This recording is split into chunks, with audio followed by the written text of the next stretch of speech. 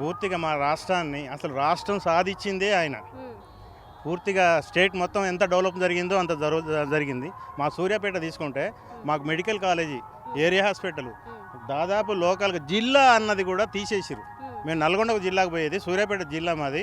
టోటల్గా ఇంకోటి మాకు ఆటో నగర్ అనేది జగదీశ్వర్ రెడ్డి గారు మాకు ఇచ్చిండ్రు. మాకు దాదాపు 80 ఎకరాల భూమి ఇచ్చారు వారు. దాని మీద డెవలప్మెంట్ జరుగుతుంది. మా కార్మికులు మొత్తం వారి కోసం ఆలోచన చేస్తున్నాం. విన్నారా? కాకపోతే ఇది జరిగింది, మార్పు అన్నారు. మార్పు అయినా కూడా మంచిగా చేస్తే అందరూ కూడా సంతోషపడదు. మీరు టైమింగ్ వాళ్ళు చెప్పారు కాబట్టి మేము టైమింగ్ని బట్టి అడిగినాం. వేరే వాళ్ళు కూడా అదే అడుగుతున్నారు. కానీ టైమింగ్ కాకుండా మామూలుగా చేసుకుంటా పోతే మామూలుగా ఎప్పుడు ఇదే ఇంతకుముందు ప్రభుత్వానికంటే కూడా గొప్పగా చేసి ఉంటే అందరికీ ఆలోచన ఎట్లుండేదంటే సంతోషంగా ఉండేది.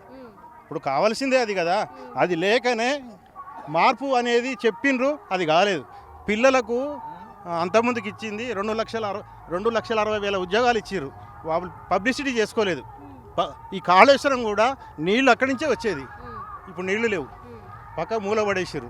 94,000 కోట్లు అయితే 94,000 కోట్లు పెడితే 1,50,000 కోట్ల అవినీతి జరిగిందంటే ఎక్కడి నుంచి జరుగుతుంది? కాబట్టి ఇవన్నీ పోనీ అయిపోయిందా? ఒక 2-3 పిల్లర్లు పోతే పాడైనట్టేనా? చెయ్యాలి అది. దానికోసమే బాధం అది. కాబట్టి వాళ్ళు మంచిగా చేస్తే మీరు అన్నట్టు 3.5 సంవత్సరాలు ఉంది. వాళ్ళు బాగా చేస్తే ఆలోచన ఏముంది?